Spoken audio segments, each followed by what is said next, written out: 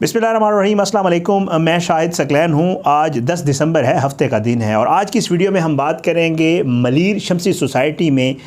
कत्ल के अंदोहनाक वाक़ये के हवाले से। फवाद नामी शख्स ने अपनी बीवी और 3 बेटियों को बड़ी बेदर्दी से गला काट कर कत्ल किया। इस केस को हम फॉलो कर रहे हैं, तफ्तीश हो रही है, पुलिस जो कुछ सामने ला रही है हमारी कोशिश होती है कि वो आपके साथ शेयर किया करें। आज की इस वीडियो में हम बात करेंगे कि ये जो फवाद है उसने अस्पताल में जो है जहाँ पे वो एडमिट है वहाँ ख़ुदकुशी की है, वो क्या सूरत हाल है, क्या कुछ हुआ है वहाँ पे और उसकी ताज़ा तरीन अपडेट क्या है। और इसके साथ साथ हम SP वजाहत हुसैन साहब ने कुछ चीज़ें कि आखिरी लम्हात में क्या कुछ था, कैसे लड़ाई हुई, बेटियों को कत्ल करते हुए क्या हुआ, बड़ी बेटी ने क्या कहा जब वालिद ने कत्ल किया, और ये सारा अंदर क्या कुछ होता रहा, अब तक की क्या सूरत हाल है, ये सारी चीज़ें जो है SP वजाहत हुसैन साहब ने बताई हैं। आज की इस वीडियो में ये सारी चीज़ें आपके साथ शेयर करेंगे। सबसे पहले जो ख़ुदकुशी वाला मामला है उसके ऊपर बात कर लेते हैं। आपको अंदाज़ा है कि इस शख्स ने जब ये घिनौना जो है वाक़या किया, जब इसने अपनी बेटियों को और बीवी को कत्ल किया तो उसके बाद इसने अपनी भी गर्दन काटी छुरी से। ये जो है उसमें बच गया। जब इसको हॉस्पिटलाइज़ किया गया तो अब ये पुलिस को जो बयानात भी दे रहा है वो मोबाइल पे टाइप करके मैसेज की सूरत में या टाइप करके दे रहा है, लेकिन ये बोलने से कासिर है। पुलिस ये बताती है कि ये रिमांड के ऊपर ज़रूर है, लेकिन पुलिस उस तरह इससे तफ्तीश नहीं कर पा रही। अब इसने क्या किया, अब इसने अस्पताल के अंदर जो है दोबारा ख़ुदकुशी की कोशिश की है। इसको जितना भी इक्विपमेंट लगा हुआ है, चाहे वो ऑक्सीजन है, चाहे इसके जितने भी मॉनिटर्स वगैरह लगे होते हैं, जिसने इसकी सांस अभी तक ये चल भी रही है और ये ठीक है, इसने वो उतार के फेंकी हैं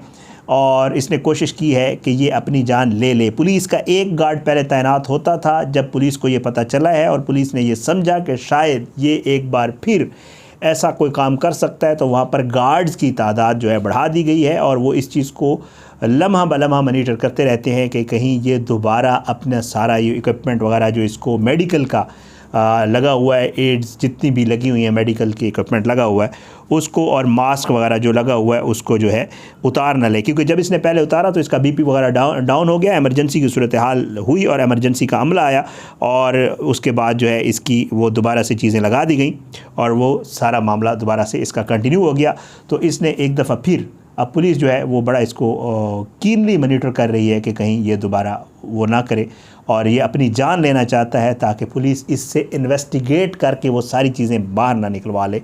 जो दरअसल मामला क्या था, क्योंकि उस तरह पुलिस अभी इन्वेस्टिगेट नहीं कर पा रही। पुलिस चाह रही है कि जब रिकवर हो जाएगा तो उसके बाद ये सारी चीज़ें सामने आएंगी। बहरहाल एक तो ये ताज़ा तरीन डेवलपमेंट थी, और इसके अलावा अब मैं बात करूँगा SP वजाहत हुसैन साहब, इंटरव्यू किया मेरीन सिप्तान साहबा ने, उसमें उन्होंने बड़ी चीज़ें जो है बताई हैं और मेरे ख़्याल से पुलिस का जो चीज़ है, पुलिस की जो बयान है वो सामने आना इस मामले के ऊपर बहुत सारी चीज़ों को क्लियर करता है, उन मिसकंसेप्शंस को या उन र्यूमर्स को जो फैलाई जा रही हैं। एक ज़ाहिर बात है, coming from the horses mouth वाली बात है कि जिस जो है जो शख्स इन्वेस्टिगेशन में शामिल है वो जो बात कर रहा है उसके हवाले से थोड़ी सी आपसे बात करूंगा। एक तो मोबाइल वीडियोस के हवाले से उनसे पूछा गया और दूसरा उनसे पूछा गया घर वाले क्यों पीछे हटे, ये सारा मामला क्या है, तो उन्होंने बड़ी तफसीली इससे मैं बात की है, मैं थोड़ी सी आपको उसके सामने रख दूँगा।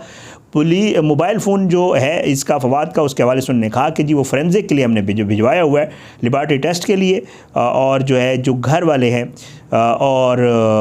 मुद्दई जो है उसका भाई भी जो है वो भी अब आ चुका है, जो इस फवाद का भाई है सऊदी अरब से। वो कहते हैं कि हमने ये चाहा कि लड़की का भाई इस केस में मुद्दई बन जाए, हमने 3 दिन इंतज़ार किया और उसके भाई को हमने बाकायदा मोटिवेट किया कि वो इस चीज़ में मुद्दई बन जाए, लेकिन पहले वो राज़ी हो गया, उसके बाद पता नहीं उसको किसने जो है इस चीज़ पे मना किया या जो चीज़ भी है या जो उसका दिमाग बदला, और उसके बाद उसने बाकायदा तौर पे मुद्दई बनने से इनकार कर दिया और अब इसमें स्टेट मुद्दई है, ये वजाहत हुसैन साहब ने उस इंटरव्यू में बाकायदा तौर पे। अच्छा, वीडियोज़ के हवाले से उनसे पूछा गया, वीडियोज़ के हवाले से हमने भी आपको बताया, मैं अपनी वीडियो में बाकायदा क्लियर कर चुका हूँ कि ना तो डार्क वेब का मामला है ना कुछ और है, ये सिर्फ उस वक्त वीडियोज़ बनाई गई जब वो कत्ल कर चुका था और वीडियोज़ बना के उसने इन्वेस्टर्स को भी भेजी और फिर अपने भाई को भी भेजी। तो वीडियोज़ के हवाले से भी वजाहत हुसैन साहब ने बड़ा क्लियर किया और उन्होंने कहा है कि ये वो वीडियोज़ हैं जो उन्होंने सऊदिया वाले भाई को फवाद ने भेजी थी और ख़ुद जो है वो जो है उसमें उसने बनाई थी। उसने कहा कि जी ये वाली वीडियोज़ उसने अपने इन्वेस्टर्स को भी भेजी थी और कत्ल करते हुए कोई वीडियो नहीं बनाई गई और ना ही डार्क वेब पर चलाई गई है, कुछ ऐसा नहीं है। ये सारी जो वीडियोज़ हैं ये जो है उसके अपना कत्ल के बाद की वीडियोज़ हैं, कत्ल करते हुए कोई वीडियो रिकॉर्ड नहीं की गई। ये बाकायदा तौर पे पुलिस की तरफ से जो है वाज़े कर दिया गया है मेरे ख़्याल से। अच्छा, उसके अलावा जी वो कहते हैं करैक्टर के ऊपर सवालात, मेरीन साहबा ने उनसे सवाल किया कि जी ख़ातून के करैक्टर के ऊपर सवालात किए जा रहे हैं, जो बड़ी अफसोसनाक बात है, नहीं होना चाहिए, ज़ाहिरी बात है।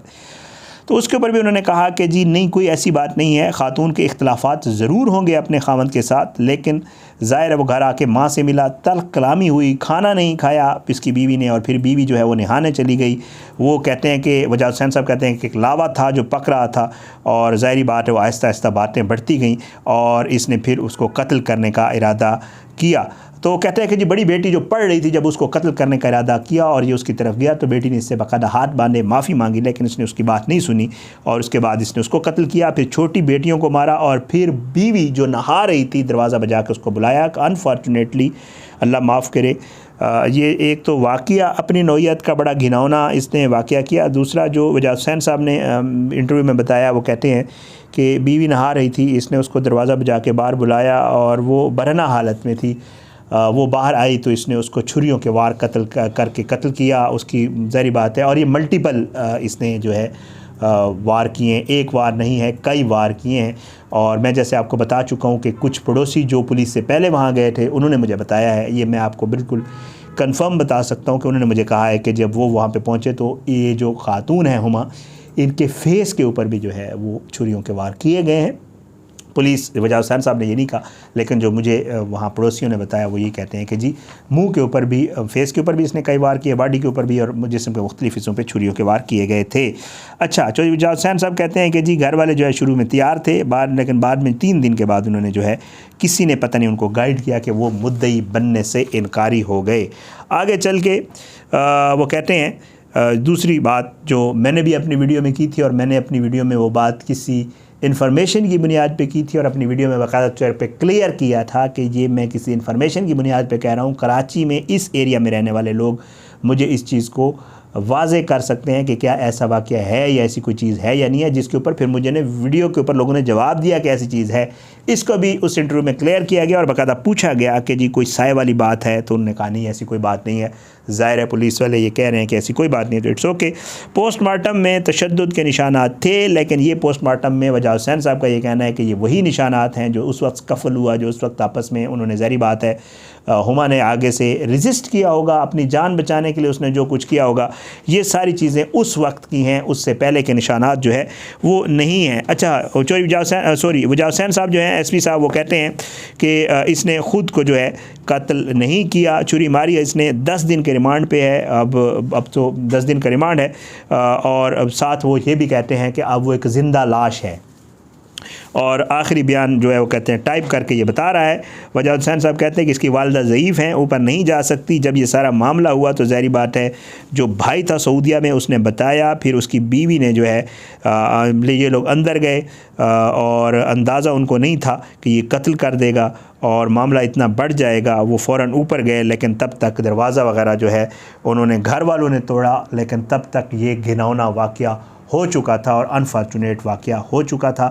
ये सारी बातें जो है बड़ी, क्योंकि ज़ाहिर बात है एक अथेंटिक उससे आई हैं, बड़ा ज़बरदस्त एक इंटरव्यू हुआ है और उस इंटरव्यू में ये चीज़ें क्लियर की गई है एसपी साहब की तरफ से। मैंने कहा आपके साथ शेयर कर दूं,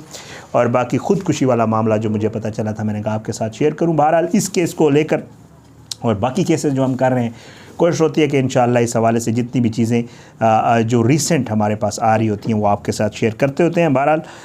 बाकी भी जो चीज़ें हैं इस केस के हवाले से और बाकी जो मग़वी हज़ारा वाला केस है, जो चीज़ें इंशाअल्लाह आपके साथ शेयर करते रहेंगे। मुझे आज इजाज़त दें, अपनी दुआओं में याद रखा करें। अल्लाह पाकिस्तान का हामी नासिर हो, इसके ख़िलाफ़ साजिशें करने वालों को नस्ल नाबूद करे, ज़ालिमों को इबरत का निशान बनाए, मज़लूमों को इंसाफ मिले,